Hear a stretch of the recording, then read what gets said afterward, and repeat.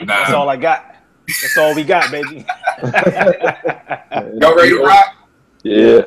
All right, rock. Let's go. What's good? What's good? What's good? Y'all tuning in to the Apartment 5E podcast hosted by your man Cal. I got my squad up here in effect with me tonight. I got my brother JR. This dude been ghost for a minute. What's going on, fam? I'm back. What's going on? What's up? JR. All right, back like new crack. That's on the Motown picture on IG. Oh yeah, I saw that. Yeah, he inspired me to put this shirt on today, man. I see. That's what it is. That's what it is. I got my brother Nick out in ATL. What's good, fam? Ready to talk about Ralph, man. Saadiq. Let's get it in. Saadiq Let's get time. it in. I got my man Vern. What's good, baby?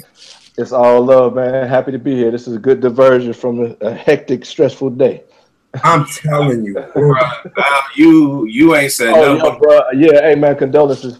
Condolences. Yeah, man. but the young dude that got murdered, man, it's messed up. Yeah, appreciate it, man. I've been with his family all day, just trying to help out with the, with the services they doing candlelight vigil tomorrow night. So yeah, definitely appreciate that. So like you said, bro, much needed discussion. I've been looking forward to all week. Y'all know me. I gotta get right into it. I don't want to be BSing too long. Today, ever since P died, I'm trying to do at least one salute show a month. So God forbid, the next time we lose a legend, because we will. Prayerfully, we would have been, giving them his roses, him or her, their roses before they pass and everything like that. So we're trying to do one salute show a month. And a minute ago, I had an epiphany. I'm not going to get into what the epiphany is until later. But the show today, we're going to be saluting Raphael Saadiq. Definitely one of my favorite producers. Definitely one of the dopest producers over the past 30 years, easy. So just gonna be talking about Tone, his Lucy Pearl stuff, his solo stuff, the stuff he's produced for other people, because it's a lot of people out there who don't know that probably some of their favorite songs was produced by Saadiq like that. So we're gonna get into some of his discography and everything like that. But let's do this. JR, you the first one back. You were the R&B guru of the crew, the soul music guru of the crew. We're gonna start with you. When is the first time you heard Raphael Saadiq? And when is the first time you were like, oh shit, this dude is dope? And it may have been the same time. I know for me, myself, it was two different times. Yeah, me too. For you, when is the first time you heard of Saadiq? And then when's the first time you was like, yo, this dude? Actually, the first time I heard Saadiq when I was 2 years old. And yes, and I remember this. It's crazy. And my mother brings this up every time. My first song I ever learned was Little Walter off the Who album. Okay. So my mom said I used to just sing the chorus all the time, and it used to get on her nerves. Sung it. So finally, once I really got into the music and really got into, mom really got me into it. Once I heard the Sons of a Soul album, I was like, Raphael Saadiq is a problem. Like this dude, songwriting, production, everything. He's dope. And ever since then, I've been following, since 93 until now, I've been following Raphael Saadiq. And that's why he's one of my favorites of all time.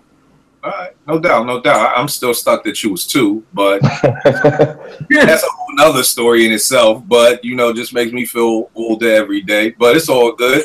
Vern, what about you, fam? When's the first time you heard, and when's the first time you knew he was going to be a problem? So I first got put on to Raphael Wiggins at the time when they dropped Baby Doll. I'm like, this is different. And what struck me about him was how quirky his lyrics were, man. But I became a fan of Saadiq and Tony. I never forget it. Showtime at the Apollo. I heard them singing "It Never Rains in Southern California." Now I love lyrics, so I'm like, man, how are they singing "It Never Rains in Southern California"? The first thing that grabbed me was the violin. And then just those lyrics. I mean, it may be cold on the East Coast, but on the other side of town, I'm like, all right. Now I know it was other cats in the group, but Raphael struck me as the leader. His voice just stood out. And the crazy thing about him, man, like Raphael ain't no singer, but the chances that he takes, the risk that he takes, and how he puts his lyrics together, I was like, yeah, this dude is dope, man. I need to check for him. That's when I became a fan of him and Tony. All right, no doubt. You take us back to Showtime at the Apollo. Showtime. Yeah. All right, Nick, what about you, bro? For me, it was a little later, man. It was this album right here, Yeah. My pops used to like my dad. I'm a music head because of my pops, and like when he loved the song, he would play the same song over and over all day. So when It Feels Good came out, I heard that song like 24 hours, like from the time I got up, went to school. When he came back from work at night, he put it right back on. So you just hear it all day. So from that moment, It Feels Good is when I first became aware of Tony, because I didn't know the individual members of the group. Cause I was only like 10 or 11 when they came out. So that was the first time for me. All right. And for me, same thing like JR, except I wasn't two, is Little Walter. You know what I mean? And to be honest with you, I thought it was corny. You know, I thought it was corny. I was like, wasn't Sinbad in the video or something? Like He was, yep. I was like, yo, this is corny. I don't even know what this is. Then, Feels Good came out, and I was like, yo, this is dope. But I'm like, Vern, when It Never Rains came out, like, I think I was in like 9th grade, so it's like 88, 89, and it was just such a dope song. And like exactly what Vern was saying, just the whole lyrics and everything, like you said, on the other side of town, it never rains. I never really got it. I ain't know nobody from Cali. I ain't know what he was even talking about or whatever like that. But I was like, yo, this is dope. And then, when they came out with Whatever You Want, I was just like, this was stupid, with the little phone number, call me. Like with the phone number, Joe, I was like, okay, that's dope. So that's the first time I heard of him. Of course, was with the Tonys. But again, just like y'all, I didn't know the individual members. I think I finally heard his name, Raphael Saadiq, off of the Higher Learning soundtrack with Ask of You. There you go. That's when I first heard, because my homegirl was like, yo, you heard the new Raphael Saadiq? I was like, I don't know who the fuck that is. Who that is, exactly. She was like, nah, the dude from Tony. And I was like, nah, I ain't heard. She was like, yo, you gotta hear it. And this ain't even a chick who was even big on music. So I was like, this song gotta be crazy if you like. She like that, yeah. Me in my head, like, yo, you gotta hear this. And I heard it, and I was like, yeah, this Ask of You was like, my joint. Again, just timeless. And the funny thing is, even then, I thought Saadiq was still a cornball. Like, I'm looking at him with the dreads and the braces. I'm like, yo, this dude, dope song, but dude, corny as hell. Like, what's good with dude, but yo, he make dope music. But so that's when, from that point on, that's when I was like, yo, this dude Saadiq is a problem. Yeah, it's a problem. Yeah. So because and I'm learning more and more every day on Twitter, it's a blessing that so many people. Some dude just inboxed me today, my man, just saying like, yo, for everything you do for me, Kill, I want to make you a hoodie or whatever. And I'm like, bro, I ain't do nothing. He was like, yo, just the shows and the inspiration and the music and y'all debates, like, yo, it just, gets me through my day. I'm like, yo, salute. So again, I have to remember a lot of people do, because a lot of times when we just talking, I think it's just the four of us, what I mean? No. It just kind of feels like that, but it's a blessing that people watch the show and younger people watch the show. So just for people who may not be up on Saadiq, you're talking about a person who was in Tony, who was in Lucy Pearl, who is a solo artist, and who has done production for a whole array. A lot of people, yeah. So to kind of dive in, I want to kind of first touch on, like, what are like 3 of your favorite Tony Tone songs and why? So JR, we'll start off with you. 3 of your favorite Tony Tone songs. Well, Lil Water, I have that because it's the first song I know. The Blues, I love that off the Revival. That is my joint right there. And House Party. The House Party joint. Yeah, that's my joint right there. Like, anytime I hear that, it's a rap. Like, when I did in my video, yo, like, I love that. Anytime I hear it, it's a rap. Like, it's going down, yo. So those are my top 3. All right. Oh, I'll even push a little bit more. I didn't know if Cass had 5, 5. Yeah, thank you, man. Yeah, I got 5. 5 is the magic number. We ain't day live. 5 is the magic number. Okay. All right. So then I got Tell Mama from the Sons of Soul. Tell me, Mama. Yeah. And then I got 5 is Thinking of You off House of Music. Yeah. So those are my 5. Yeah. No doubt. What about you, Vern? What you got? All right, I got to go with what made me fall in love with them. So It Never Rains. And then Whatever You Want. And I got 2 that most people won't think about. Casaliers, I love that song off of Sons of Soul. Yes. Man. And then the Fender Rose on Fun. I love, bro. I believe the Gates of Heaven. They're gonna be playing the Fender Rose. You know what I mean? I just love that sound. And then for number 5, I'm gonna say "Loving You," bro, off of House of Music. House of Music, yeah. That it was like I think an ode to Maurice White and them, man. It's so funky. So that's my 5. I could give you another 10. Yeah, but I'm gonna go with those 5. All right, no doubt. What up with you, Nick?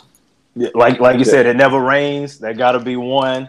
Off the Sons of Soul. It's My Ex-Girlfriend is a hoe. That joint. I also like the what's the other joint? They got a joint called Tony's in the Wrong Key. Yeah. Yes, yo. That's my joint. That's my drunk joint. as hell on that Yeah. song. Exactly. Nice joint. Off the House. This joint right here. Yes, sir. You got the Let's Get Down with DJ Quick and the Top Notch joint. I gotta go because I gotta make a stop. If I hit the strip, I could grab a Top Notch. I like this song. That's my joint. Yeah, That's my joint. What you over there pouting for, bro? I do not like Let's Get Down at all. Oh, hell, like Yo, you know the wild part is when it dropped, I hated it, but now I love it. We got to do a show on that on song. Yeah. And it's not like I loved it because it was on the radio. I'm not talking about like go from hate to love like that. But I think a lot of times, I know for me, it's like what I'm expecting. I always get the analogy. If you out at dinner and you ask for a Sprite and a way to give you a water, ain't nothing wrong with the water, but your mouth is ready for that. the Sprite. Yeah. I just wasn't, when it comes to Tony, I'm always thinking soul and smoothness. And Let's Get Down with Quick. I didn't like it. But like once I kind of got my mind out of what I thought they were gonna do, like I love this. Is actually one of my favorite songs now, which is Bug. Because to me, DJ Quick is so musical. He's beyond rap. Yeah, that's true. Yeah, very true. But now I want to hear why JR don't like it. I want to hear that. It's just something for me. Like I know they were. You know how when your first single off your next album is kind of ready. I know what you're saying. I got you. And it's like you coming off Sons of Soul, and I get that. It's like that couldn't be like the second single or something. Like I got you. Like and I hear it now. I think it's so corny to me. I don't know. Like it's just like it's like it's a cheap pop. That's a job for me. Everybody like it. Everybody like it. And I used to hate it when it was on Planet Groove and it was like #1 every week. I'm like, come on, yo. Like this is whack, yo. Groove. Wow, man. You taking us back. Yeah, yo. That's crazy. Well, I get him with the lead off single. I get it. Yeah, with my 5 for Tony's. Here's the crazy one, man. I love this song, man. Off the Boys in the Hood soundtrack, Just Me and You. Yeah. That was crazy. Anniversary, man. Anniversary. Yeah. I'm sure it's not the first song. It's probably one of the first songs I heard where they literally just made played the regular version and the instrumental just came right along after it. It's like 9 minutes long. Yeah, like 9 minutes. I remember, man. That song made me feel chemistry in college, because I'd be sitting there with my Discman on. Yeah, Discman. We go way back. I'd be in class with my Discman on, just in the zone, listening to Anniversary on repeat, not paying a damn attention to whatever my teacher was. But, again, just like Vern was saying, it's not the greatest songwriting. And the funniest thing is I saw Saadiq out here in D.C. at the Black Cat. I think when what was the joint? The Way I Seen It dropped back in 2004, and he was saying in concert, like he was like, "I'm not the dopest songwriter," he kind of struggles with that. So it's just Anniversary is just one of those songs that you think about, like just throughout the span of music. And JR, again, being a musical guru, could probably tell us.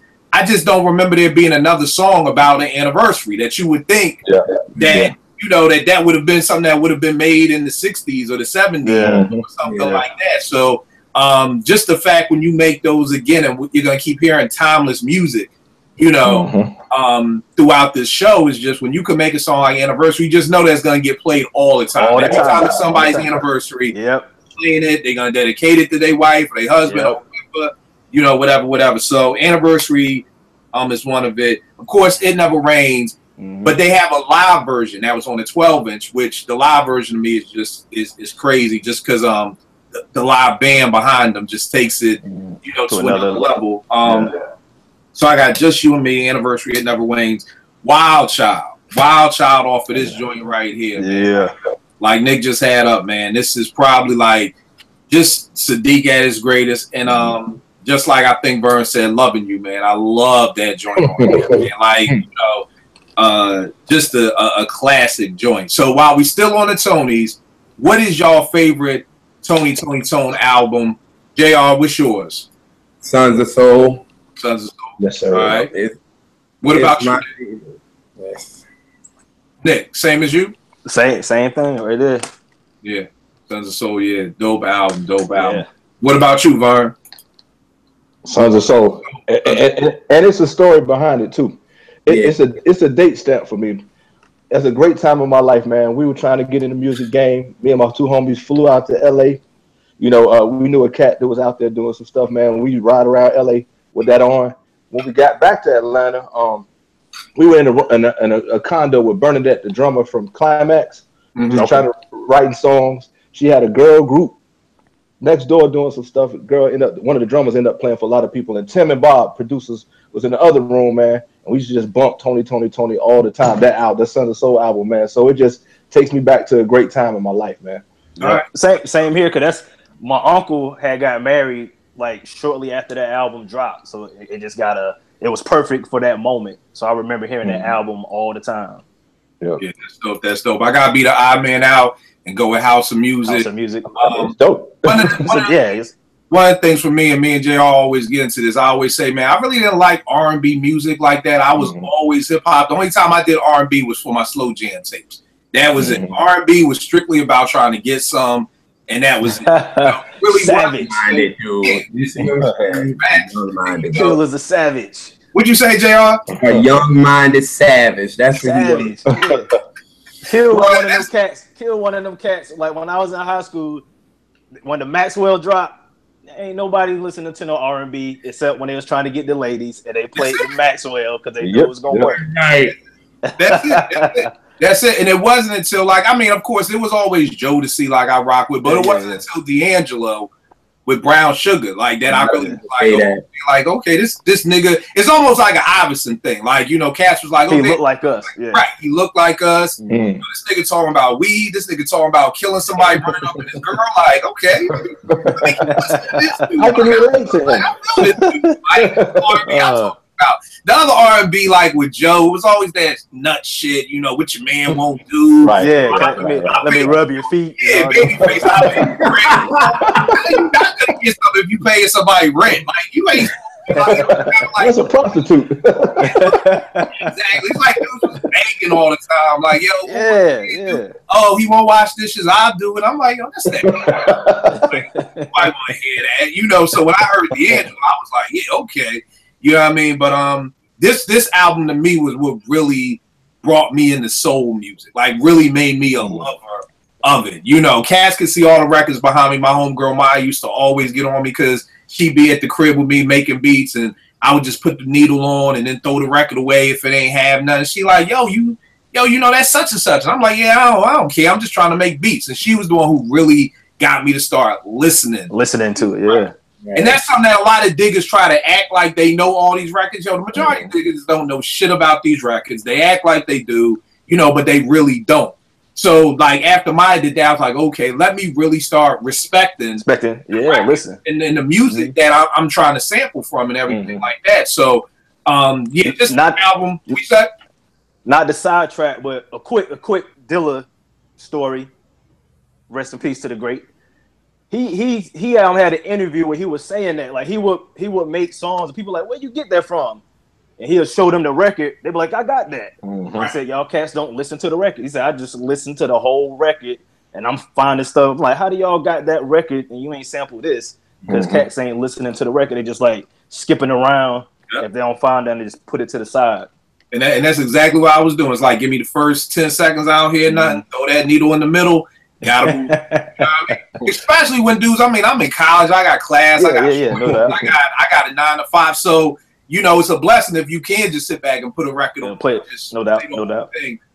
But yeah, this is the same thing like y'all. This just holds that special place because I'm listening to this like, God, this is just some beautiful music on here from beginning to end. I mean, Holy Smokes and G Wiz. I love that song, bro.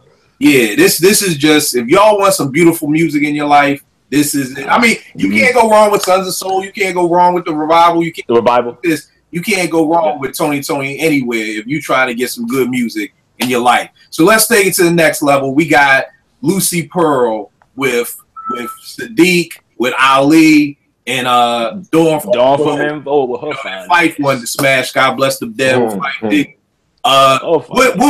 y'all think of that album? You know, it got a lot of mixed reviews. I really, really liked it. A lot of people like, I wasn't really feeling it. But with JR, what did you think of the Lucy Pearl? I thought it was cool. I thought it was hot. Like when they first came with Dance Tonight, I was like, whoa. I heard it. I was like, me and Moms heard it, and we was like, yo, what? They got together? So when I heard it, I liked it. I thought it was dope, but like you said, when it first came out, it got a lot of mixed reviews. People wasn't feeling it like that, but I thought it was dope. To be honest with you, I like it. I still play it now, so I like it. So right. What about you, Nick? Same. I liked it. I mean, like when the lineup was first announced, I was like, I don't know how that's gonna work. You know, Ralph, Ali, Dawn. But when I heard it, like the only song I don't like, it's the one song that got rapping on it. They got like Q-Tip and Snoop on. Right. That's like the only song. Yeah, I don't like that either. Yeah. But outside of that, it's a tight album to me. Right. What about you, Vern? I'm the odd man out, man. I mean, it was cool, but I could live without it, to be honest with you. All right. Yeah, and for me, I actually love this album, man. Like, I mean, because Casino, it's always the beats for me first. Exactly. So, I mean, you start off with Trippin'. Every day. The La La La. Hollywood. Like the top 10 are like perfect to me. Remember the Time? Yes. The top 10 is like perfect. And then I love at the end when he got the marching band doing Dance Tonight. You know what I mean? So very dope album to get on if cats don't know. And then more than anything, and I'm gonna get into it a little bit later. I don't know how Saadiq does it. Yo, his bass playing. Like I don't know other bass player that just brings. I don't know if it's how he mixes it. I don't know if it's. I think it's the mixing. Yeah, I don't. Yeah, it may be the mixing. It may be the bass lines he comes up with. But every song just always has this incredible bass line. Yes.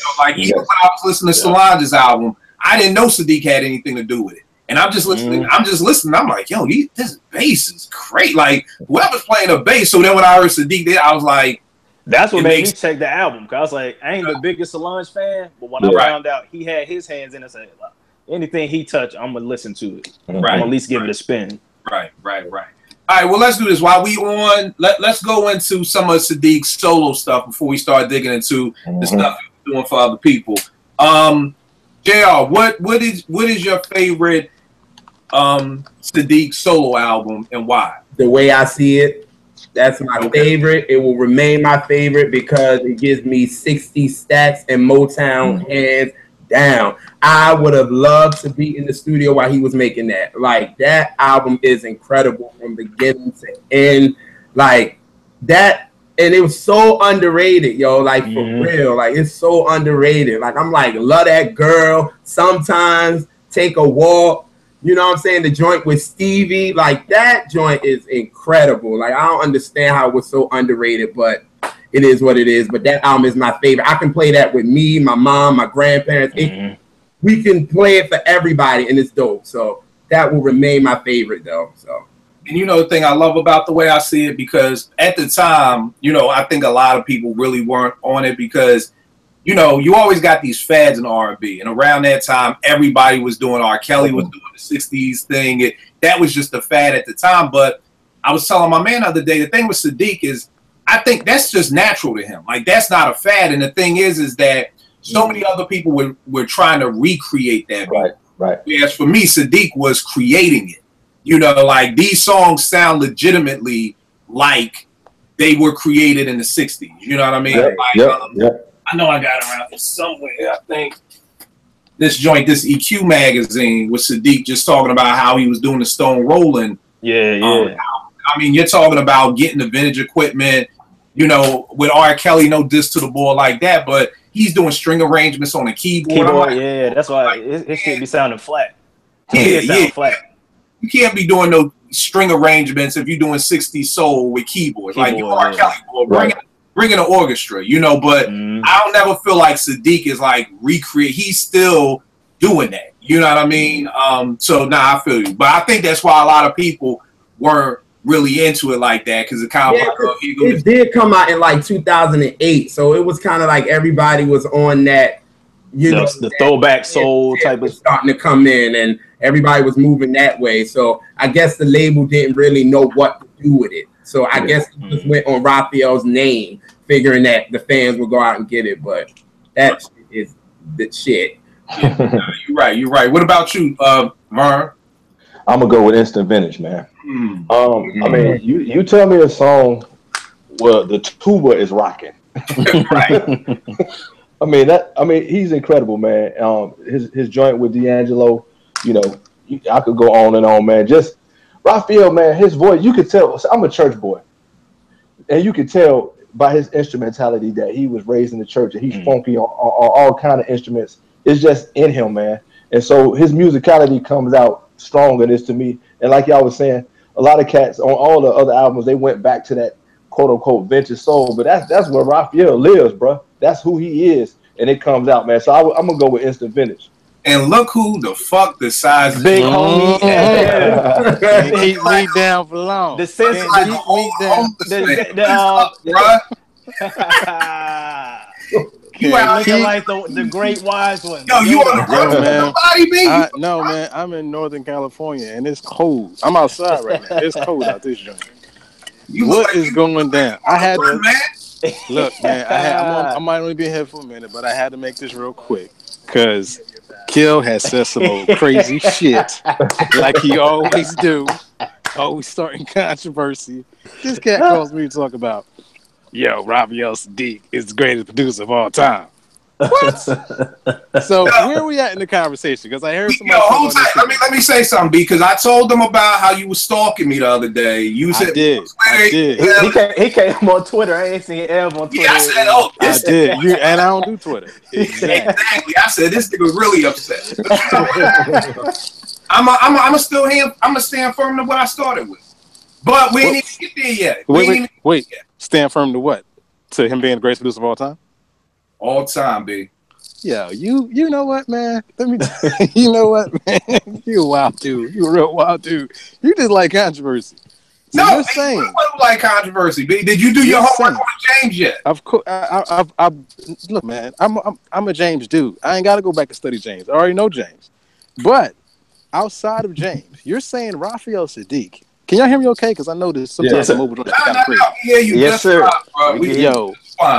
Now you're saying Raphael Saadiq is a better producer than Stevie Wonder, is a better producer than Prince. This is what you're saying by making the statement. Why you say all time? That's why I say this is the most. To the end of the show, but thanks for coming in so we can make this. I was waiting till the end, but listen. But before you come in, so people understand, my thing was this: we all have different definitions of what makes best for us. Here we go. Here we go. No, time out. Because F told me his top 5 greatest MCs, I was looking sideways. But then when he explained to me what he looks for in an MC, it made sense to me. So my thing is this. There's no other producer that for the past 30 years, most people have a time span. RZA may have had 93 to 97. Primo may have had this to that. James Brown, as much as the man is one of the greatest, had a fucking time span. And we're not going to act like fucking Living in America, that shit off of Rocky IV was really funky. We're not going to do that. James, there was a stop for you notice I didn't even say James, but we can have that conversation too. But go ahead, I'm listening to it. With Stevie. Let's not act like songs, not songs again. Like, and Squared Circle was the shit. That was so it wasn't. So everything. Everybody has a stop sign. So like I asked you the other day, Give me a producer who can say they've been in demand for 30 years. You're saying Raphael Saadiq has been in demand for 30 years. Is that what you're saying? You asked me the other day. Listen, wait. I just want to make sure. No. Let's answer this question. You're saying, forget the Grammy. I'm saying for 30 years. We're saying from the start of his career. Billboard hits the other day. Now listen to wait. No. I'm just going off the statement that you made. You're saying that Raphael Saadiq has been in demand for 30 years. Yes. Facts. So everything that he's done has been phenomenal. To me, it has. I'm not talking about record sales. All right, so okay, so now I'm all right. Number one single. I'm not talking about record sales either. Okay. I'm talking about, you're saying in demand, and in demand means you're at the top of your game for the last 30 years. For a second. Now I'm going to pose the question to the rest of the logical folks. Can I ask you a question? And you know, bro, I said, what's your question? Name a producer who has been in demand for 30 years. Well, first, before I answer that question, and I will. No. Listen to me. No. You asked me. I will answer your question. You have to give. And then you can talk. Okay.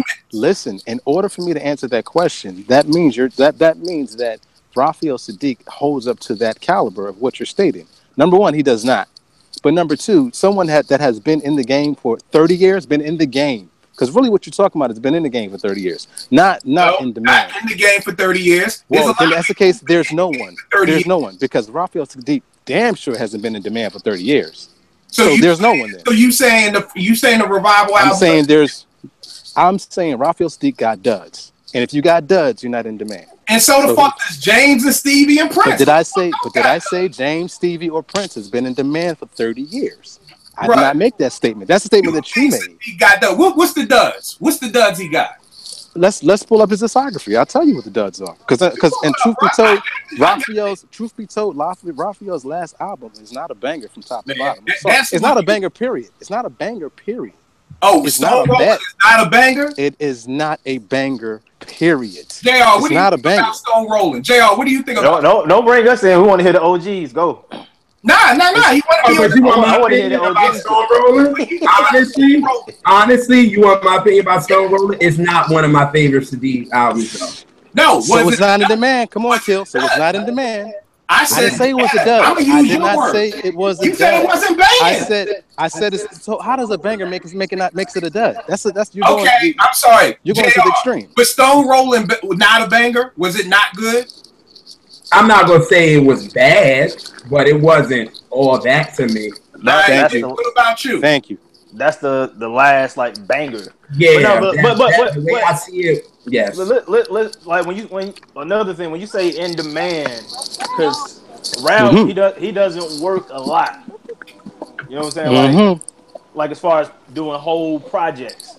Right. He's done songs here and there, but the Salon just like the first time in a minute that he's done. He's done the whole album. Thank you. And Raphael is definitely underrated. Like he doesn't definitely with a lot of people. Like people don't really know him mainstream wise. But not in demand.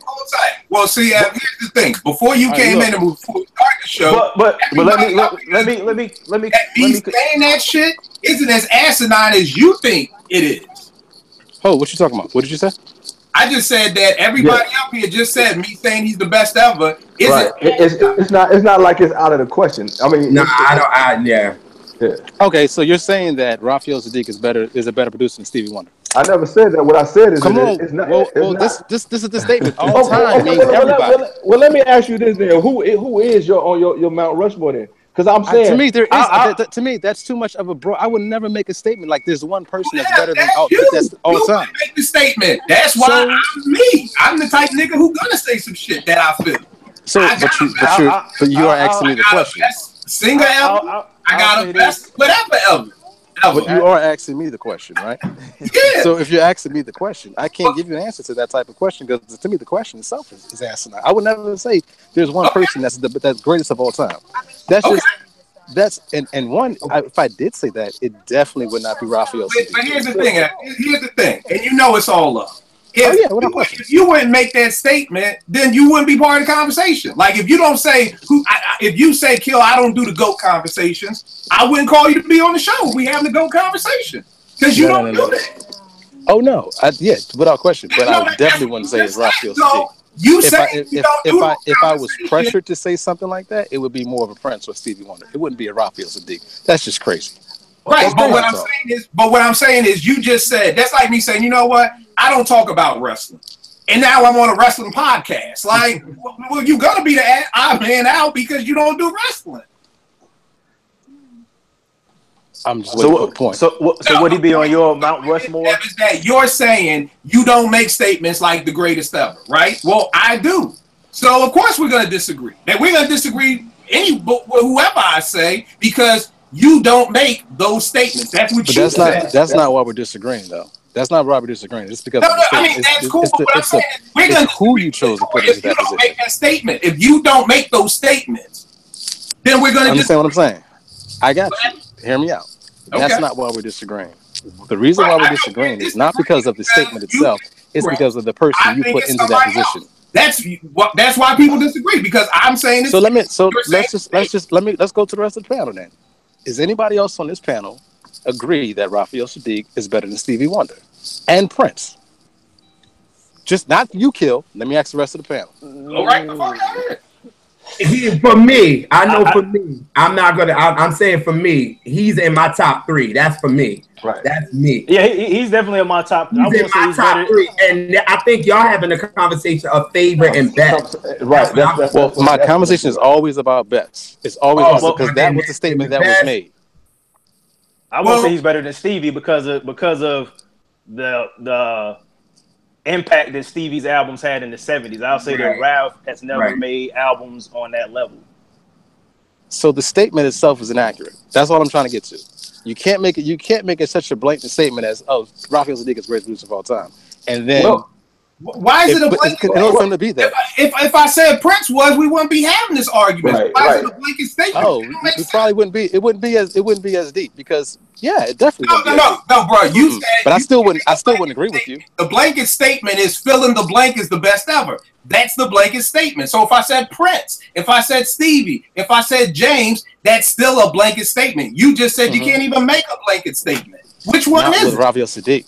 Not with Raphael Saadiq. You can't. What does he rank? I mean, is he whack to you? No, he's super dope without question. But I would never sit there and say that he's the best of all time. All right, you're talking about production. JR just said he's top 3. JR said he's top 3. Nick, where do you have? Because he's top 3 for me too. But another Ev older than me. I'm only 38. But see, here's the thing. Top 3, guess what? That's still knocking out some of your favorite people. Up until the. But what I'm saying is top 3 is still knocking out some of your favorite people. That's why somebody may say, Kill, you know what? But that top 3 is not your statement that cool. Here's the beautiful thing about it. You can't go back and here's the beautiful thing. And you know, I was right. I don't give a fuck if nobody agree with me. I could care less. So it's not about going down the panel and getting more. But wait. What we got from our phone conversation. We got to from our phone.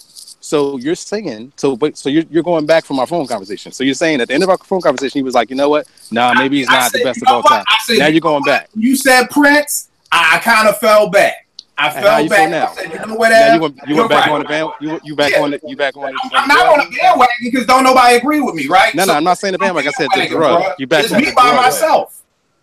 It's me by myself. Where I like to be. I like. It's not the bandwagon. It's the drug. I'm not saying bandwagon. I'm saying drug because it got to be crack. It's the drug. You know like that. You know I work in DC. They do both out here. They do PCP where they dip the marijuana and then which one you doing? So I've been in the hood. Which one are you doing? Is it PCP? Is it meth? It's something. I've been in the hood too long. All it is, bro, is you think it's an asinine statement, and I respect your opinion on that. I respect that you think it's crazy. I respect that you think I'm on drugs. I respect the fact that you think I've lost my mind. I respect all that. In the same way, you should be able to respect the fact that that's how Kill feels. And know, I'm not going to change your feeling, but I think it's crazy. I think you're on crack. Okay. I think it's a couple of drugs in your system. I got you. And so because to say that Raphael Saadiq is a better producer than Prince, I think it's kind of crazy. Okay. But I'm not here to change your thoughts. I'm just here to say that to make a statement like that, you have to be on drugs. I mean, that's cool. I mean, Kendrick Lamar is in your top 5 MCs of all time. That's why I mean, I think that's a drug. But we're not having a Kendrick Lamar conversation. When you're our age. If a young 30-year-old said Kendrick Lamar top 5, I would say I get it. But when you our age, I mean, do you want me to explain why? But that's a different conversation. It's not the MC show that we're doing right now. This is the kill. But all I'm saying is that's your opinion. That's your opinion, and it's cool. I'm not here to change your opinion. I'm just here to say to make a statement like that. Everybody is crazy. I'm just saying it's a drug. It's a drug statement. Ev is here to say I'm crazy and I'm on drugs. Everybody, I'm on drugs. Call my supervisor. Get me dropped on Monday. Get me drug tested. It's bad. Oh, you need a couple tests. Need a couple tests. We disagree. All right, now let's get back to the show. Let's get back to where we were before Ev came in here, just jumped me and sucker punched me, and then got me jumped by some West Side Crips. Okay, let's get back to it. Now, Ev, since you just told me, do you have any favorite Saadiq songs anywhere? Maybe 1, 2. You said favorite Raphael Saadiq songs? Yeah, maybe 1 or 2. Let's get this clear. I think Raphael Saadiq is a phenomenal producer, without question. I don't think he's the greatest of all time. I would just make that statement. I think there's just tons of stuff that he's done. I think Instant Vintage is a classic to this day. I was not a fan of his last joint, but I think still to this day, Instant Vintage is probably one of his best all-around projects that I've heard him do, outside of all the other cameo stuff that he's done on D'Angelo, on the stuff that he's done with Solange. I think he's, as a far as production, he is definitely underrated, and definitely ahead of the curve. But the best of all time, I would never say that. All right, totally understand, bro. Totally understand. You hanging out with us, or you back to the hills of Southern Cal? Look, man. I was gonna say something, but I ain't gonna say that. I'm just gonna be cool. I'm on the show. Say it, please. No. I'm just gonna be cool. Now Nick loves we argue, so come on, say it, bro. That's what made me a fan. It was not even just the arguing, just the passion y'all have. That's what made me a fan of the show. Because come on, y'all, really, Raphael Saadiq, greatest of all time. Ain't nobody just look at well, I'm the text message or the email like. I knew this was coming when I saw the tweet. When he said it last week. When I saw him come on Twitter, let Vern talk. Let Vern get it. When Kill said it last week, I'm like, Raphael Saadiq. But then I started researching.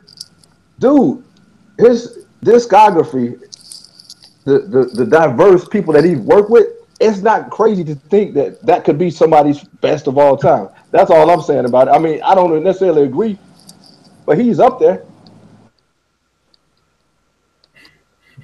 Ev done left. Okay, cool. No. I'm here. I'm back. It's quiet. All right. So that's the thing. We gonna get into that. We could just jump to that part now. So okay, JR. I was gonna save this till the end, but Ev brodied everything like a Philly nigga. Yo, he brodied everything. Why I put on Philly? JR, where does Saadiq land? Where do you put Saadiq in your R&B or best ever? Where do you rank him? 3. Number 3. Okay, and who would be 1 and 2 if you don't mind me asking, or if you know? My number 2 is Curtis Mayfield, and my number 1 is Holla Doja Holla. Okay. What about you, Nick?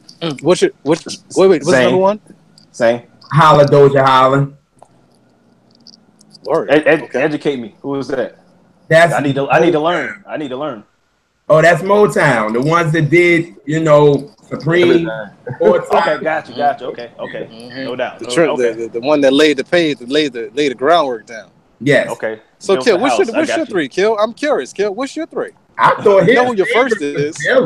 That's what I thought. Well, that's what I thought too. I heard that too. I heard that same story. The beautiful thing about life. And when I started this whole show, I said I had an epiphany. That's usually what happens when there's somebody who don't believe in God and then they believe in God. They had an epiphany. They said, "Oh shit!" They woke up one day and was like, "Oh, let me go to church." That's what happens with epiphany. Oh my God! So that's what you had. It was the time my number 1 was Primo until I sat on the phone with Ed for 3 hours And he had me explain to him why Dilla was so dope. And then he ended the conversation with, well, why ain't Dilla your number one? And that's how Dilla became my number one. I had an epiphany that Saadiq is my number one. Guess what? I don't have a lot of epiphanies because that me and F conversation was 4 years ago. So it's not like I'm changing my mind every 2 days. We did the Dilla show last year. Actually, was that this year in February? The Dilla show. That was before we. It was. That was before we even started live from the writers' bench. That was before the conversation. You just did a Dilla show in February saying that Dilla was your number one. We just did that show a couple of months ago. So you're saying from February to September, you went to Saadiq. That's what happened? I'm sorry. Does anybody fuck up here know? So we talking like overall. All genres. Oh, nah, yes, that's how crazy the statement is. Well, that's how. Thank you. That's why the statement is so crazy. Let's do a timeout because y'all know me. I was raised in radio. This right now ain't good radio. This is not good radio. So we got to get this back. People watching this, we got to string this back into good radio. This show's gonna do numbers. If I was watching this right now, I would have been turned the channel. Like, this shit just ain't good movement. This isn't. I don't want this to become, because none of these shows have ever been, let me try to convince or get other people or whatever on my side or on the other side. Everybody say how they feel. You can say I'm fucking crazy as an old rat. I don't care what you say. It's just, let's not do the whole, we gonna try to convince somebody to change sides and all that shit. Ev, you have said I'm trying crazy. to convince you. We got you. I'm on crack. Now, as we go down the line, everybody can say I'm on crack, but let's bring this back to being a salute show to Saadiq, because it's gotten way off that track, and I don't want that. So let's bring it back. Ev thinks I'm crazy. I'm wrong. JR, he said his 3 producers. Nick, we're on you. Who are your 3 producers? But see, now we're talking like overall. No. I think we should keep it to R&B because that's what I'm saying. Because we're doing overall as a hip hop head, right? As much as y'all love Dilla, you can't tell me he in the top 5 or top 10 in R&B. Right. I feel, all right. So let's keep it R&B. Nick, who are you? Wait a minute. Wait. Then let me interrupt for a second, because when you say top producer of all time, you're talking all genres. All genres. And I know, this is a question. This is a question, right? ASR10, like, where is Born to Jesus? Work with me. No, listen to what I'm saying. No, because obviously there's a misunderstanding as far as what we're talking about. What are we talking about? We're talking genres, right? Ask the question. This is what I'm saying to everybody who's watching, who's here. I feel Raphael Saadiq is the best producer ever. Hip hop, throw all of them into one big bucket. That is what I feel. That's it. Now what we're gonna do is move on to the people so we can bring this back to the show. Nick, who are your top 3 producers? Whether you want to do all, I'm still trying to get clarity. I don't understand why we moving off. I'm still trying to get clarity from you. Okay, so we're doing all time. What clarity do you need, bro? What are you talking about? Are you talking about across genres? Or are you talking about 1 or 2 genres? We're talking across genres. Nick, who is your top 3 across every genre in the world? It would be Stevie, Pete Rock, and Premier. Okay, Vern, who is yours? Man, well, I'm staying to what I brought to the table. I'm going soul R&B right now. Word. I'm gonna say, Nick J.R. said, Holland, Doja, Holland. Prince is up there. Jammin' Lewis is up there, and Saadiq is up there. All right, cool. Now we're gonna go back to the show about what are your top 5 favorite Saadiq produced joints for other artists that he's done for other people. Okay. Ev, do you have any? Nope, because I knew that was the question. Okay, cool. JR, do you have any? Yeah, I have 5. All right, what you got? All right, I got Kissing You by Total at number 5. I Found My Everything by Mary. I got 3, I got Fine by Whitney. 2, I got Big Old Game, Joss Stone and him. Number 1, I got Lady. All right, no doubt. Nick, what you got? Yeah, the Kissing You joint by Total, the Lady joint by D'Angelo, the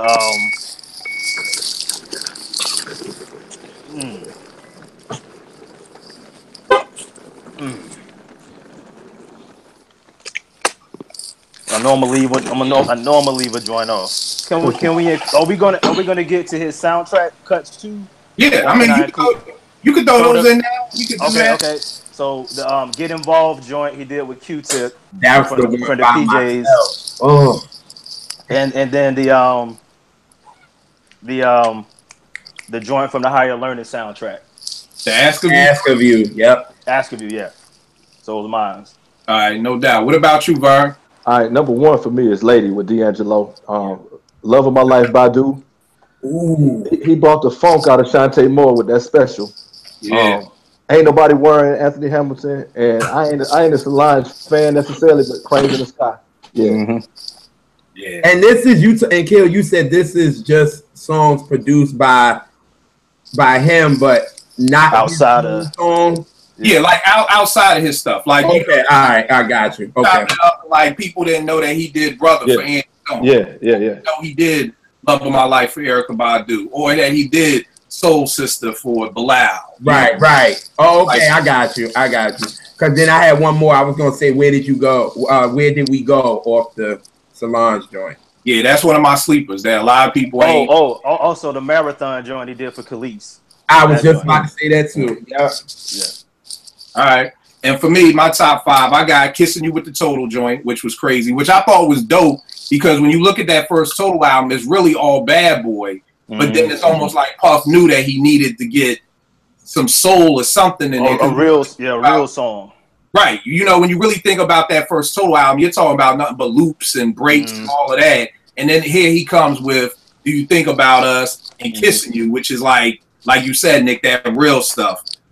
Of course, Lady by D'Angelo. I mean, that right there is like, again, like I said earlier, all we're going to talk about is like timeless music. These are timeless joints. Like, I don't know any person where you could put on Lady and you either don't smile or there's not a feeling or emotion that comes with it. Untitled by D'Angelo. Like, I just thought that was a monster that he did. I forgot he did that one. Damn. Yeah. You know, Untitled is the monster. Love of My Life, the Erykah Badu joint with Khan, which was crazy. And then, like JR said, the Where Do We Go to Solange joint. You know, and one of the things that I love about Saadiq is outside of the bass playing, he doesn't really technically have a sound, which is why I think a lot of people don't know he's produced so much stuff. Because when you listen to Soul Sister, to me, it don't sound like Lady. And when you listen to Cranes in the Sky, it don't sound like Brother. And when you listen to You Are My Everything, it don't sound like, and you want to talk about a great album. That album, Josh Stone, that he did for Josh Stone, man, real dope. Now, So, did he do the What They Do joint for the Roots? Then he produced that? I love that. I love that song. That was on my list. I didn't even say that. That's another one. Yeah. That's dope. So, where does Saadiq rate for you, ever? Ev? Yeah, I'm getting back.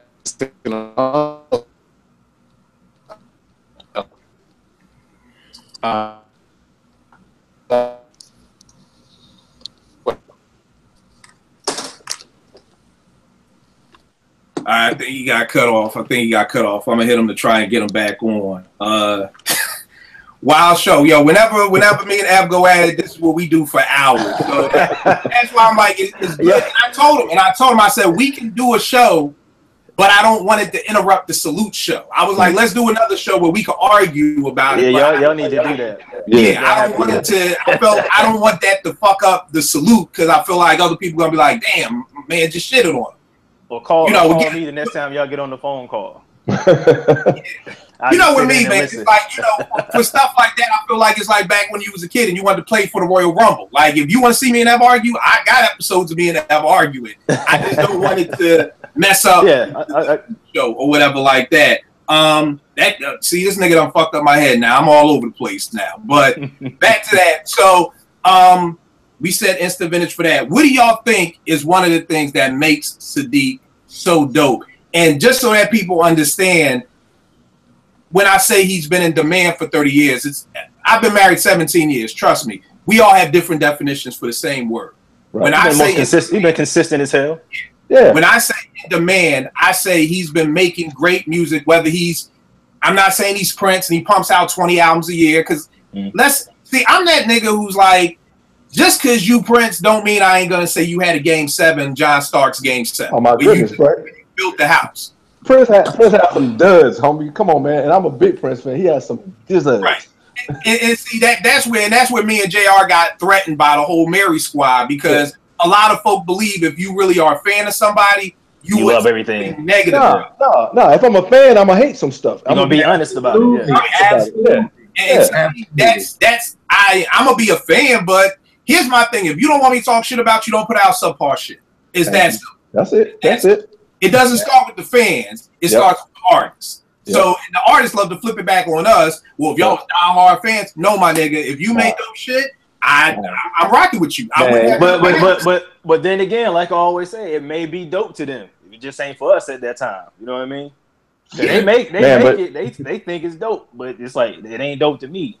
But here's the key. Here's the hard key about that is that do they think it's dope? Because being in this game for so long, I've seen artists blame the label. You know, the label made me do it. It's like the devil made me do it. It's like the old joke with church where they be like, the devil's sitting outside the church crying, and somebody come outside like, what's wrong? They're like, they in there blaming me for everything. Like, damn, I don't do everything. Everything folk do wrong in their life, the devil did not make you do that. You made some fucked up decisions yourself. Point blank, period. So don't try to blame the fan because I don't like Nostradamus. Nas could not have liked Nostradamus. Like, he just couldn't have. I don't know who. Man, I heard Talib Kweli talk some stupid foolishness. Y'all just don't understand art and what we go. Man, I know when something whacking when it ain't. So miss me with that. Yeah. I know what sound good to my ears. I'm like, ain't. Nostradamus ain't it. I feel like they're always trying to blame us. Like. For it. And it's like, nah, it's the same thing with marriage. And here's the thing, you can grow as an artist. That's cool. But the same way people can grow apart in a marriage. It doesn't mean that we're going to be together forever. So you're an artist, you have the right to grow. And guess what? When I decide I don't want to be a fan anymore, that's cool. You know what I mean? And I'm Mr. Kanye West. Yeah, and guess what? You'll get new fans. You know what I mean? You'll get new fans, but don't try to like just throw it on me and now we just totally off topic, but it's all good. Whole nother show. But it's funny because me and my people was talking today about Joel Embiid. Well, let's do this. Let's like kind of salute Saadiq. Saadiq, great producer. Sorry the show got thrown off track. I really would love to get him to watch this and understand the love and the admiration that I have for this dude. We didn't even get into the work that he's doing on the TV show Underground, the music he's doing for Insecure, which is one of the dopest shows on TV right now, and just all the music he's done. It's a salute, my G. To me, you are the dopest producer ever. That's how I feel, and that's it. You know what I mean? JR, what are your thoughts on Saadiq before we dive into a whole nother topic? I love Saadiq. Saadiq is top 3 for me. I feel like he took over for what Curtis Mayfield. They remind me of each other. And that's what I love about Saadiq. I love Curtis Mayfield for real, but it's like he took over for that. And then like just listen to everything that he's done. His production is amazing. That's why when y'all was saying, all about the, all genres, mine wouldn't change. That's me. You know what I'm saying? So mine, Saadiq is still top 3 for me. He always will be. So that's why I just like his, and like you said, and that's what I like. He can work with so many different artists and don't have a distinct sound. He's like Jimmy Jam and Terry Lewis. Like you can work with them and they can give you a sound and it's yours. It wasn't like New Edition had the same style as Janet, or Janet didn't have the same thing as what he gave Usher. It's like, if you know what I'm saying, like he just like Raphael Saadiq just worked with Solange. When you listen to that, I don't like he did Turning Me Up and Cupid with BJ the Chicago Kid. It don't sound anything like that. They got their own sound, and that's what I like in a producer. At the end of the day, you can work with different artists and give them a sound, and that's what Raphael do. And then when you get his albums, it sounds like nothing that he does with anybody else. The people, that's what I like Saadiq, and he's soulful as hell, and that's what I like. Saadiq is just epic for me. It's like Tony, then yourself. Great. So that's why he's top 3 for me, and he'll stay there. So, and I'm glad you brought up that BJ thing, because I think one of the dopest compliments that you can get is when you're sampled by an artist for a song you just did in 2008. Because BJ sampled him for Cupid for the with Kendrick Lamar. That was off of the Way It Is album. You know? So, like you said, and it's funny because you listen to Jay-Z spit over that beat, and to me, it sounds like trash. And then you hear Kendrick on it, and Kendrick kills that beat. You know what I mean? So just a little something else to think about. What about you, Nick? What are your thoughts on Saadiq and why he's so dope? I mean, JR touched on most of it. He's a true artist because you can tell that all of his music comes from the heart. He's not. He never puts out something where it sounds like he needed a check, so he did that. Like it's always pure, honest. Great point. You know what I mean? He like for a man to write "Kissing You," it shows you he can touch into that emotional side that most men are too macho to touch into. Because when I found out he wrote that, I say, damn, he wrote that. Because I just figured a woman wrote that song. But for him to be able to go there and write that hit song for those three young ladies just shows you the range that he has. And I mean, like overall, he's gonna be top 10 for me because I love him. Like I'm anything he, like I said, he's one of those producers. If I see his name on the project, I'm gonna check for it. Whether I like the artist or not, I want to hear what he did on the project. So nothing but respect and love. And you know what, Vern, I'm gonna get to you, but I want to think about what Nick just said right there. When you said once you see his name, and I think for me, what I was trying to say earlier and what I explained to Ev was that when I'm talking about ever for me, it's the same way. And y'all know me, I'm a marriage coach, so all my analogies are the sports and marriage. The woman that's for me ain't the woman for JR. It's not the woman. It's not the woman for Vern. You know what I mean?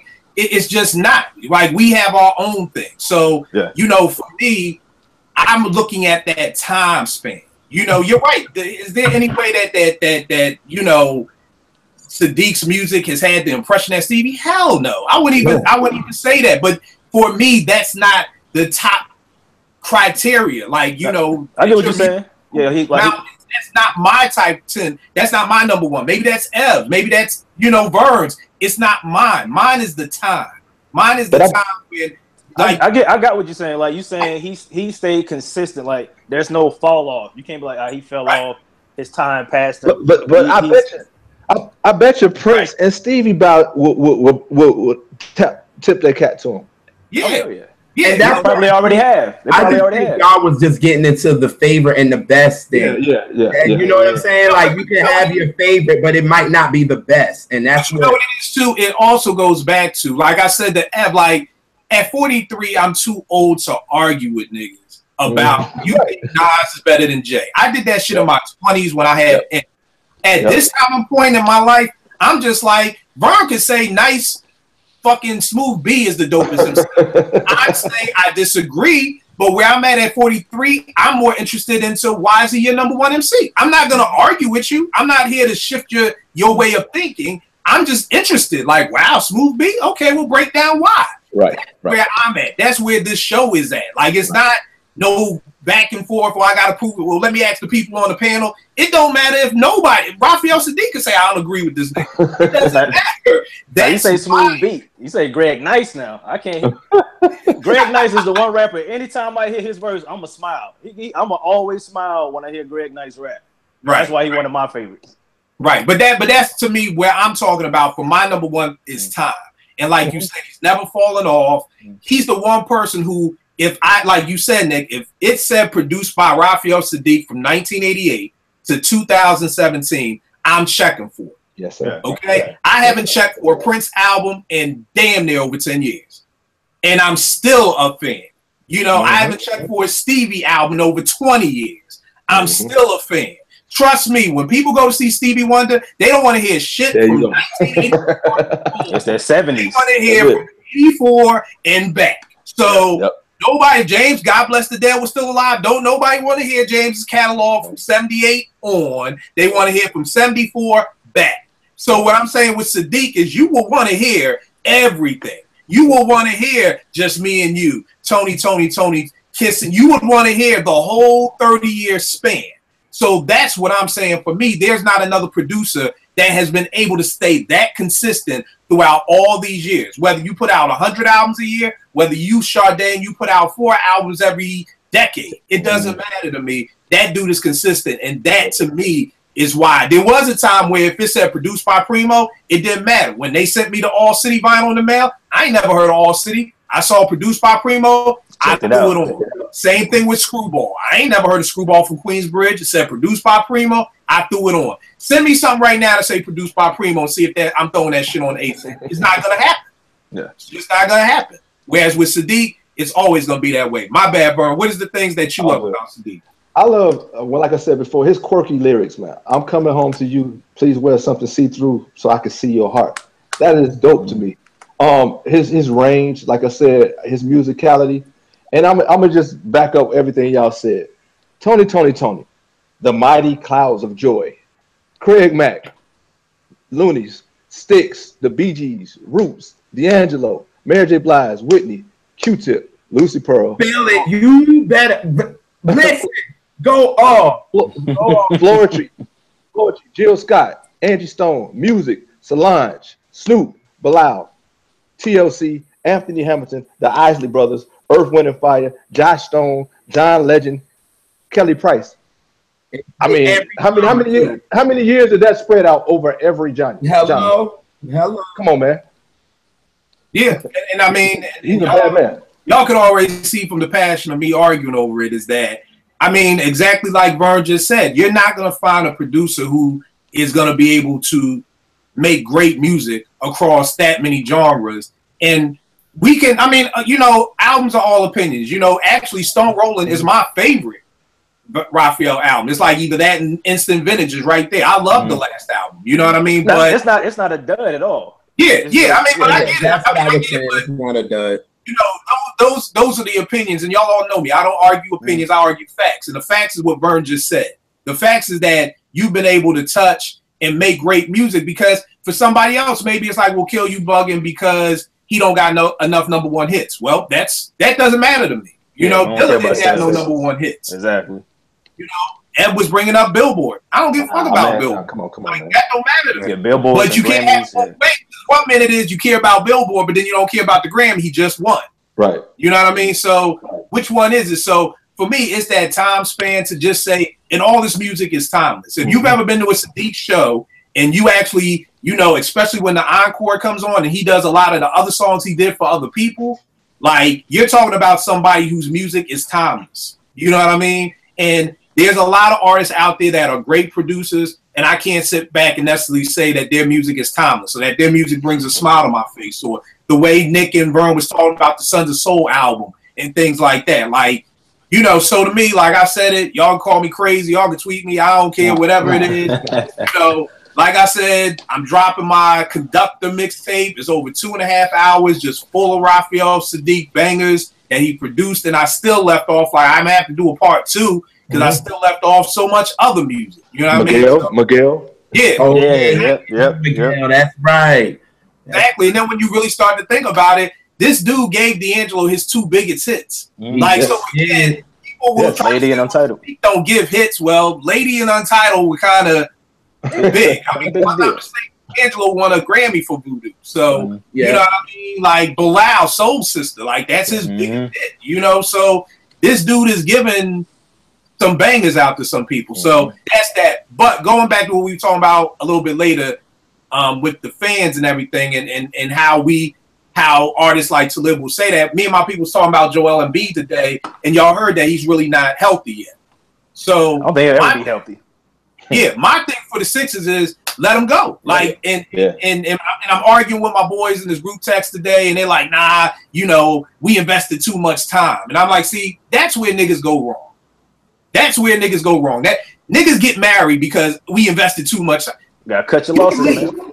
Yeah, you can leave. You can leave. But as soon as my dude said that, like I said, it's always marriage, sports, and hip hop. I'm like, that's how dudes end up in dead in marriages, because it's like, well, we invested so much time, you know, so we want to see him walk away. But it's like, yeah, if he can't play, this dude has been injured since he was at Kansas. That's 4 years ago. I'm a big Maya Angelou fan. I believe in when she said, when people show you who they are, believe them. He's injury prone. Paying $100 million to a dude who may never play a full season. They still talking about him being on minutes restrictions. I'm not paying $100 million to somebody on minutes restrictions. You know what I mean? In hopes. See, I'm not a hopeful dude like that. In hopes that he'll get better. You know what I mean? But just bringing that into the whole thing of just, if artists put out doper music, you know, you can't always blame the fans for giving up hope, for saying, yo, I'm not feeling you no more. Yep. Like, to me, Common is one of my favorite MCs. Do I ever need to get another Common album again? Nope. I'm good. I think the last one was solid. I'll be the only one to say that. Yeah, I wasn't really feeling it. Like, I'm good with Common. Like, I'm just Common. Just go act. Just you can't, though. You can't act. It's the same role. That's the problem. Right. But I'm just like, push all the chips in. And JR said one of the most things that changed my perspective on a lot of old school artists. Some people just need to tour. Mm-hmm. Everybody doesn't need to make new albums. Let's go out there and tour, because, like I said, the majority of the people don't want to hear your new shit. They not just at all. Yep, Frankie Beverly, I don't want to hear your joint. Exactly. Right. You said the right name. And told people I'm only doing songs from In Squared Circle on. I mean, people would still buy tickets. Here we go with hopeful niggas again, in hopes that he'll play something for Intervisions. Yeah, in hope that he would go back and do something off songs Key of Life. But trust me, if he told you I'm only doing songs, in Squared Circle, and he meant that, and word got around, them tickets gonna start drying up. So, hey, man, you know what I mean? Y'all ever heard of Douglas Miller? He's a gospel singer. He had a song, "My Soul Is Anchored in the Lord." So he came to my church years ago. I want to put out, play some of my new stuff. And he's like, man, if you don't play My Soul Is Anchored in the Lord, you don't play that hit. You better play that hit. We don't want to hear nothing new. Like, we hear, let's keep it funky. I mean, let's keep it funky. And JR, you know all the threats we got for that Mary show, But it was just funny to me, because it's just like, yo, these people, almost, I feel like, take the word fan and literally make it like you're a follower. Like, like it's literally like I'm online, like I'm pledging to be in the Mary School. Like, y'all really think this, the Beehive and the Rihanna's, what's that? The Navy or whatever that is. Yeah, like, they really take this stuff so serious that if you even remotely utter, like, Nick, you see how much Jay slander I get, and I'm like, he's my number 2 of all time. Like, how do you slander somebody who's saying Jay is the second best MC of all time? Yeah. And y'all like, oh, Kill, you hating on him? How? He's number 2. Like, but with these folk, if you don't say they number 1 and they've never done anything whack, nothing bad, then you not a real fan. And to me, I don't think I'm on crack. I think those are the people who are on crack when you can't sit back and be like, nah, you know what I mean? And the part about it is, that's how the game continues to get messed up, because people don't tell people stuff is whack. I see this all the time. I'm sorry, y'all, to show all over the place tonight. This is what it does. I see women all the time look at a picture on Facebook, be like, what the fuck is this bitch got on? And it'd be like, but you look good, girl. Like, I'm like, no, tell her she look bad. Like, this is the reason she's dressing like this, because y'all on Facebook liking it and Instagram. Yo, I've literally seen women done that. Like, yo, her hair looks like crap. You look good, girl. No, I'm not saying you got to be like you look like crap or hit the dislike button, but don't say nothing. And that's the problem, because so people think, oh, I look good, so I'll keep wearing this style. My boys is telling me this album sounds good, so let me put it out. Like, no, it's whack. Like, stop it. And that's what keeps women looking whack, and that's what keeps hip-hop whack, is people saying stuff is dope when it really isn't. Yeah, I agree. But this is bringing me back to a conversation that Kill and I had maybe a couple of months ago, when he said I was on crack about the whole Dangerous and Thriller shit. So now how does it feel? But wait, before you say something, but once I gave my explanation, you said I got it. Yeah, it was done. Here's the thing. Here's the thing. When we was in the studio, I wasn't trying to get you to say Thriller. You wasn't. No, you wasn't. But he did say I was on crack though. He did say I was on crack. He did. So that's why I'm like, now that Ed done said it, now he all in his bag. I'm like, all right. They are. I'm not in my bag. Karma came back because F said I was on crack. I get called on crack all the time. I'm not in my bag because F said I was on crack. Like, how it feels now? Somebody called you a drug addict. Like, yo, man, and he called me a drug addict. Like, Nick, I said he was on crack because he said Dangerous was better than Thriller. I can see why you would say that. Why is that on crack though? I mean, Thriller not my favorite Mike album, so Thank you. It's off the wall, but I didn't like Dangerous. Yeah, I didn't either. Wait a minute. You just gave Third Degree because I said you was on crack.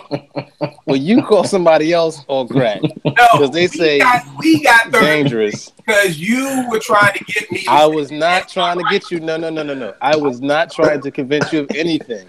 Okay. I'm just saying to make a statement. Oh God. A producer of all time statement like that was crazy. That was all I was saying. And I'm not changing your mind. And all I was saying to JR was to say that Dangerous, an album with the only song I could remember was Remember the Time, and I only like the video version, is better than Thriller. It was crackish to me. That's all. Okay. Did anybody up here like Dangerous? Like Nick, did you like Dangerous? Why? See, you doing the same. You bringing people in. He doing the same thing. Now you crank it, JR. This is bad radio. I know bad radio. This is bad radio. Right. I'm not arguing with it because I already explained. This is bad radio. It was bad radio, man. Don't get mad at me. This is bad radio. I was raised in radio. I told him I don't use this word no more, man. I've evoked this word from my vocabulary. But for Kill, I had to bring it back. Nigga, come on. Come on. Yo, we are done. Yo, we are done with the Saadiq thing. We were talking about fans and artists and how artists try to blame fans for not growing with them. Oh, yeah, I remember this show. We did the show. Yeah, but I mean, I forgot how we got back on it, but we were just saying how people expect you to stay loyal even if they make whack stuff. I think it was. Well, how long do you stay loyal for, though? I mean, is there a time frame? Do you give them like 1, 2, 3 albums? Like, is there like a number? Two week efforts in a row, I'm usually checking out. Yeah, I kind of agree with Nick on that one. Yeah. I mean, I look at it like marriage. Like, hey, if your wife stops giving head, I mean, how long do you stay? I mean, I'm just saying. This is the part that kills me is I know niggas will dip out on their marriage before they dip out on their favorite MC. Like, you're just going through a bad spell. I'm committed to Nas, man. I'm gonna bring Nas put up. I'm not leaving him. But this old girl, I'm out, man. She don't even watch this no more. I'm going.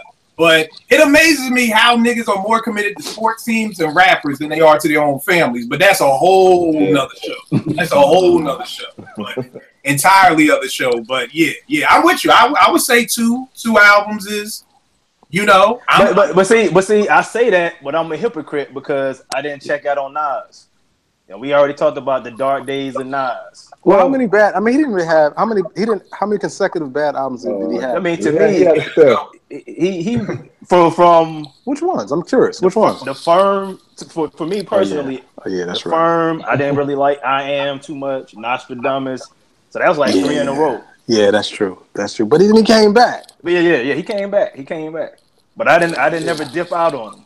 But see, the hard part is, I was one of those people who didn't love Godson. I thought it was cool, so I felt like he came back. I thought that was good. Then Godson, I really wasn't feeling. That double album, I really wasn't feeling. Hip Hop Is Dead, I really wasn't feeling.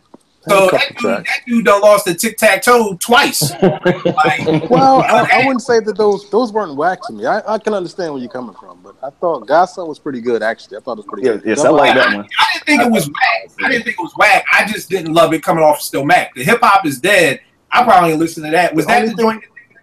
Was that the joint that was writing for him? Was that Hip Hop Is Dead? Or the rumor was? Hip Hop Was Dead was right before the one that he was gonna call nigga. Yeah, I forgot what he ended up. And that became that was just Untitled, right? Yeah. Hip Hop. Which one had Black Republicans on it? Which was that? Hip Hop Is Dead. I think that was Hip Hop Is Dead. And that was the joint they had. He had the joint with the Game on there too, right? The Game and Dre. Was it on that one? Yeah. No. Actually, was it? Or did Nas do a joint with Game on his album? The one where Dre used the gunshot as a snare. Okay, that was on it. That was on Hip Hop Is Dead. I think it was. Yeah, it was towards the end. It was only like 2 or 3 songs I could really play on that joint. Out of 17, out of 17, so that would label it as a pretty good. Y'all know I work with kids. I like to use the math system, so we could divide that. That's a fail. He failed that class. He's going to summer school that class. He's not. And I used to try to defend the double album. When I went back to disc 2, it's maybe 3 or 4. Disc 2 was pretty bad. Yeah. The first disc is strong, but that second disc is. That joint about Rakim was dope. That joint. I did not like that. You like that one? I like it. I thought like it was. I did. If you played that beat for me, I wouldn't want to rap on that beat. I was like, that's true. But that's always been the case with Nas. Yeah, Nas. That's what I'm gonna say. His ear for beats is suspect. All right, tell me this, JR. Janet, duds. That's your girl. How many duds does Janet have? 1, 2, 3. In the 2000s too, right? Oh, just the 2000s you talking about? No, I'm saying the 3 duds you named. Damn. Oh, absolutely. Yes. Okay, yeah. Absolutely. So, you started after 2004. Okay, I got you. I pretty much know which one you're talking about then. Yeah. Now, I know one artist Kill's not going to bring up because he don't want them Twitter followers on his heels again. Nope. Or Mary J. Blige. Mary got duds. How many duds? They was coming for his head. Kill. You know what happened last time. I said, how many duds Mary got? You asking me? No, I'm saying. You know what happened last time. JR is the Mary encyclopedia. So, how many duds? 1, 2, 3. 3 or 4.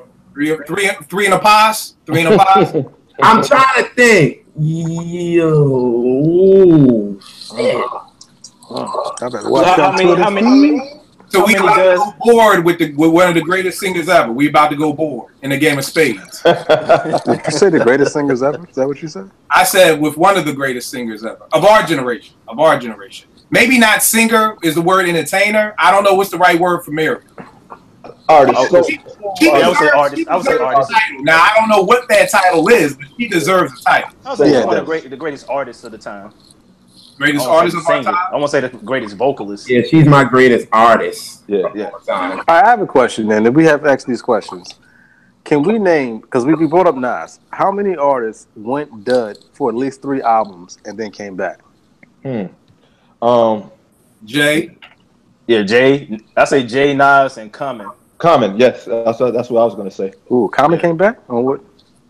He came back with B. B? Well, no, he only had one. He didn't have 3 duds. Yeah, he had done after that. Yeah. Then after that, he just kind of does after that. But he pretty much that Electric Circus kind of equaled 3 to me. That was we would.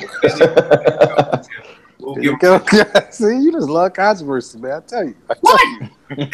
I know Nick likes that album. That was a bad album. I said the production was dope to me. He was just the wrong MC for that type of sound. Yo, I think he tried. I think I'm gonna make a statement. I'm gonna go back a little bit. Because Nick said something that I wasn't gonna say earlier. But I'm talking about. He said, as far as with the Common joint, the production was good, but he wasn't the best MC. I feel like for that Raphael album, that last Raphael album, the production was excellent. I'm not saying the singing was bad, but I feel like if Raphael, where he was at, would have got with R. Kelly, where he was at during that time period, they would have had a phenomenal album because they were doing the same thing. And but R. Kelly was just he was the better singer to do that. And R. Kelly was doing it on everything on the keyboards. Exactly. Like if you get R. Kelly's voice on Raphael's production, oh my God, it would have been ridiculous. All right. So, Jack, I remember. What you saying, Nick? I remember R. Kelly did a performance on Jimmy Fallon, and I'm like, why you didn't do it with a live band, bro? Like, what the? Yeah. It just wasn't. Well, he didn't do it with a live band because he would have wanted everybody to be 14 and under, and they couldn't rap without their parents' permission. You just love controversy. Look at you. Controversy, man. You done made Common have 3 duds because he had the Circus album. You just love starting. What's part 3 duds? Him with the sweater, with the talking to the deaf girl. Come on, man. Junkyard car, like. That nigga wanted to be 3000 so bad. Like that's what I was saying. Like Andre 3000 and most Def could have pulled off that Electric Circus album. True. Common just couldn't do it. Yeah. Common and Tip both tried to do 3000 singing and the dressing. Okay. But you know what? I can't. You gotta tread lightly around Tip, because Tip was actually the first person out of all of them to really like go in that realm. And I gotta give him credit for that. So he didn't execute it the way that I think most came after him, and most just executed it better. Yeah. But you gotta give it to Tip. Tip is a whole nother kind. One day we gotta have a conversation about Tip. Now, Tip is just a whole other individual. Now, have you ever been on lately? We have a new Tip thing around here where you have John Davis, Q-Tip, and then you have Kamal Fareed. Totally different people. Well, I don't know if I can separate the two. I can tell you where it starts. It stops at the artists. Kamal Fareed gave us what's the second solo he did? Not Amplified. The one he did had the joint with Nora Jones and the Renaissance. That's what I was going to say. The Renaissance. You asked who had two duds. Kamal Fareed does. Yeah, who did 2 or 3 duds and then came back with a banger. Q-Tip. Because I talked about this on the last show. I was disappointed in him from the last Tribe, his solo. Stuff. Yeah, but the Renaissance, he redeemed himself with it. But see, Kill liked the love movement. I don't like that one. I mean, I don't like it. It's like if you got 2 ugly girls in front of you, if one is fat and ugly, one is skinny and ugly, I'll probably take the skinny and ugly one. It's not like I like it. It's just when we say what's better, it's both of them are bad. It's just what bad do you want? Like okay. But wait, were you one of the people that said that was better than Beach Rhymes of Life? Yeah, so he likes the love movement more than Beach Rhymes of Life. Yeah, you say you like it better than Beach Rhymes of Life, though, didn't you? I like the love movement more than Beach Rhymes of Life. But again, we're talking about what's worse. Like me and they play this game. Like, what would you rather do? Like, eat a dead roach or jump out the window? Like, they're both bad things to do, but it's just like, what would you rather?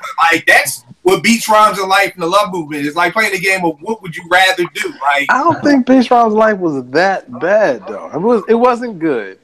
Well, see, I feel like it was that bad. Expectation. Just did last week with disappointing albums. Expectation. I think it was just my expectations was so high coming off of Low End Theory and Midnight Marauders. Yeah, coming off of Midnight Marauders, and then hearing all the stuff that Tip did for all those other artists. Like I said, what if Beach Rhymes of Life had the beats from Crooklyn, all the stuff he was giving Mobb Deep, the World Is Yours remix? You're hearing all of that, and then that whole Uma sound just was totally different from that. That brings up a good topic of conversation. Like, is there anyone who have? Because I feel like Low End Theory and Midnight Marauder are 2 classic albums. Is there anyone that had 2 classic back-to-back albums? Ice Cube. Ooh. I think America Most Wanted and Death Certificate. Yeah, I give you that. Outkast, ATLiens, Aquemini. I don't know how y'all feel about Outkast. Yeah, I agree. Public Enemy. Public Enemy. Ooh, true. But it's not. I would say they lie. Which 2 are we talking though? I would say you could go. Well, shoot, now because it's not back to back because there was a gap between Stakes is High. Yeah, so scratch that. Date. Yeah, well, Stakes is High and Grind Date. No, Grind Date was a pretty. I mean, it was always a classic. I love it's not a classic. So I scratch that. Yeah, I'm trying to find these Q-Tip albums because he had a lot of joints that never got released. Because you had Kamal the Abstract. And then you had a joint that didn't get released. I know I got it over here. It was like Kamal the Abstract. If I'm not mistaken, he had 2 shelved albums. He did that Lone Ranger project he was doing. You know what? I never heard nothing more about the Lone Ranger. I got that one joint that Dilla did, and I think that's what messed me up for Amplify because that joint, I forgot the name of it. Again, just didn't sound nothing like when I heard Breathe and Stop. When I heard Vibrant Thing, when I first heard it, I was like, the fuck what is Tip doing? Like,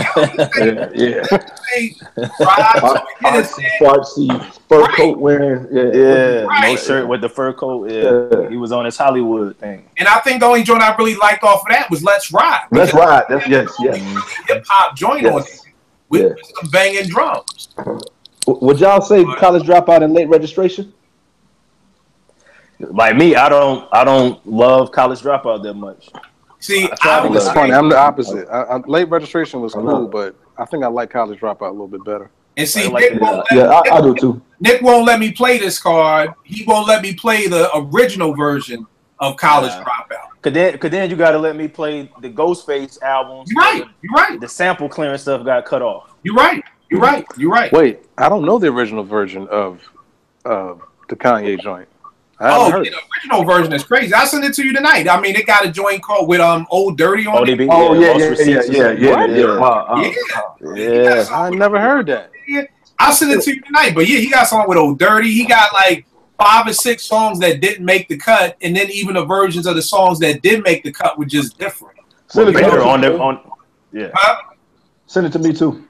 All right, yeah. I'll send it to both of y'all. But yeah, like the original version, I think is perfect. Like the original joint didn't even have that joint All Falls Down. They had that as like a spoken word joint. Like he was at like a poetry club. Yeah. Like that wasn't even on the album. Like they had to do that later on. I think what messed up the first 2 Kanye albums suffered from horrible. He had terrible skits.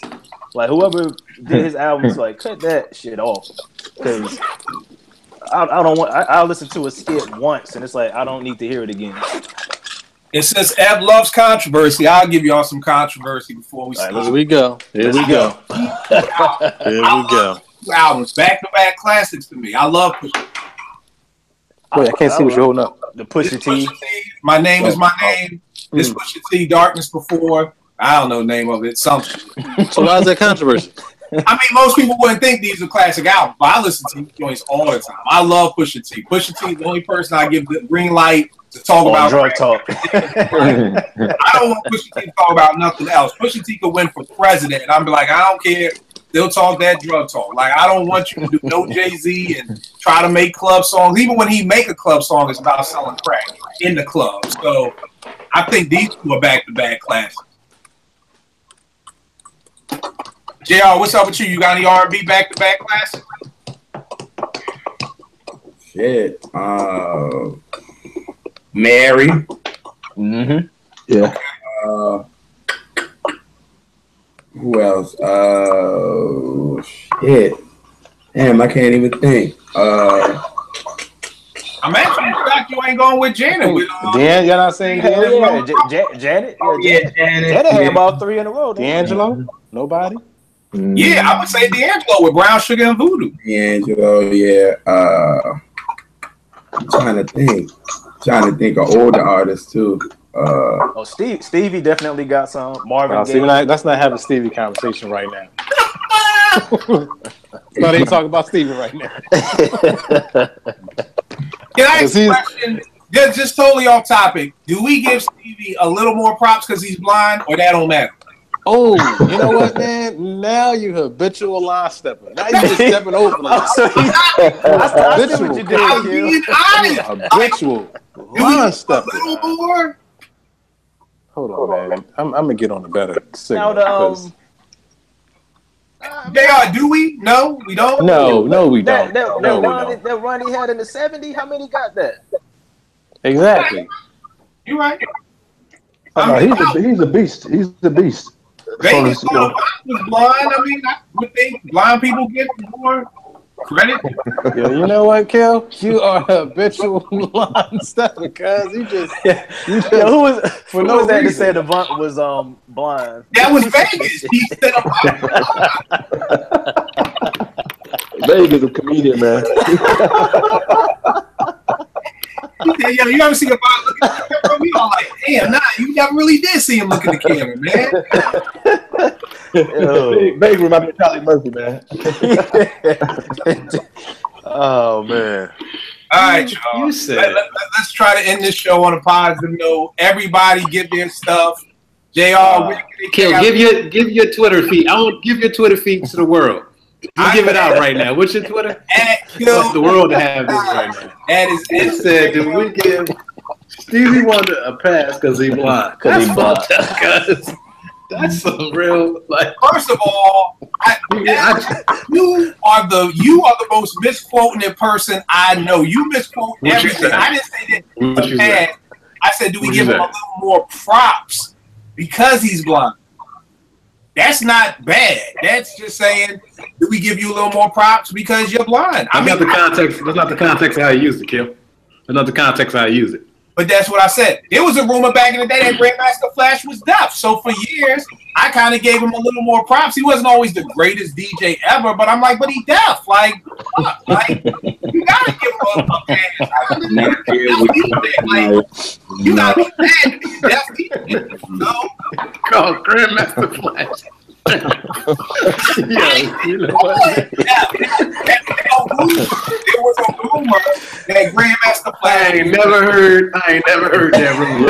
Ever in my life. I heard that one either. All right, did y'all hear Alfonso like broke his neck back in the day breaking? Yeah, I heard that. All right, did you hear that rumor? I think I heard that, but I ain't heard nothing about Grandmaster Flash being deaf. You just making stuff up, kid. Word is born. Make stuff up. There was a rumor that he was deaf. Y'all heard the rumor that Kane had AIDS, right? Y'all heard the rumor that Hilfiger was on Oprah couch and said he don't want niggas. We all heard these rumors. Yeah, I heard that. You're saying actual rumors, but is Grandmaster Flash deaf thing? You dreamed that. That was great. And you woke up like Grandmaster Flash did. I'm gonna give him extra props. That's not really. That doesn't make it a rumor because it was in your dream. Yeah, I tell y'all, I had let's dead this because y'all had this dream last night that me and T was walking into a church and it was Rihanna's funeral and Nas was sitting in the front row laughing. Good night. Good night. You know what? I can't. What'd you have for dinner, man? I'm done. All right, JR, give him all your stuff, man. JR's the. I don't even know what my stuff is. Yo, I'm telling y'all, walk to church, and what were you doing like, before you went to sleep? What did you eat, man?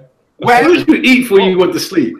Like, yo, I'm on like the super strict diet. Like, I ain't eat since like 4 o'clock. But one of the things, like we walked in the church and we like, yo, who funeral is this or whatever? It may be because one of my teens got killed. I was thinking about a funeral. I don't know why Rihanna was dead, and she ain't look good in the casket either.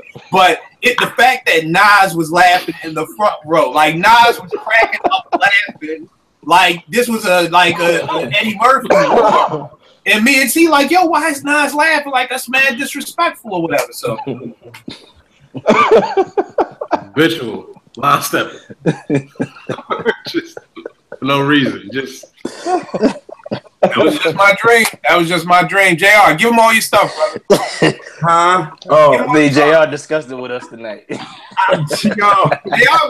been shaking his head for about the past. Like, for real. Come out of your mouth till I swear, yo. JR, like I'm not coming back next week, y'all. No, no. But yeah, don't act like you ain't gonna be at work tomorrow cracking up over something that we said tonight, whether it's the Stevie Wonder or I knew Ev was gonna bring it. When I saw the tweet, I said, "Uh-oh." I knew it was coming downhill after that. I knew it was coming. I called the cat, man, and I thought I had seen the text message wrong or whatever like that, and he just reinstated. He just was like, "Yeah, man, Raphael Saadiq, greatest producer of all time." What are you talking about? What are we talking about right now? We talking about practice. We talking about practice right now. We really talking about the game. But practice. All right, JL, for real. Give them all your stuff. Just check out Junior's World of Soul. I'm doing current R&B bangers. Also, my Tony video I did was dope. And then I'm doing Flashback Friday, so check it out. Got some podcasts in the mix that I want to add to Junior's World of Soul as well. You know, doing one with Sin, so that should be dope. So look out for that. Yeah. Trying to do an R&B podcast, so I'm trying to get that up. That's what's up. That's what's up. Yeah. All right, yo, real quick, what's at least 2 of your R&B bangers right now? Right now, who am I rocking to? Because I just did a video on Stack, so that's where my mind is at. Yeah. Put that link out there. You got a Stack's video link? I literally just did it yesterday, so I'm putting out the video tomorrow morning. Shoot, who am I banging right now? Shit. Damn. Kill. Shit. Who am I banging? Let me go through my phone for a second. Who am I banging? Who is this? Ain't nobody really came out with nothing. I'm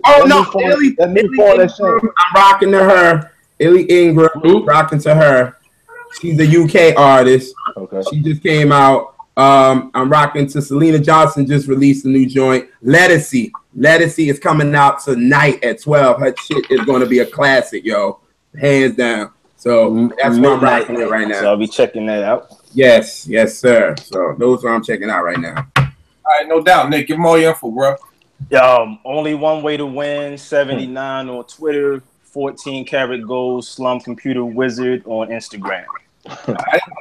Vern, give them all your stuff, good brother. Twitter at VChandler10 and Instagram VEChandler10. All right, F. Twitter info, bro. You want my Instagram? You want my Twitter? Here we go. I'm ready now. I ain't been ready before, but today I'm ready. My Twitter is Mental151. What is that again? And my Instagram, I think it's the same thing. Mental, MENTAL. Okay. 151.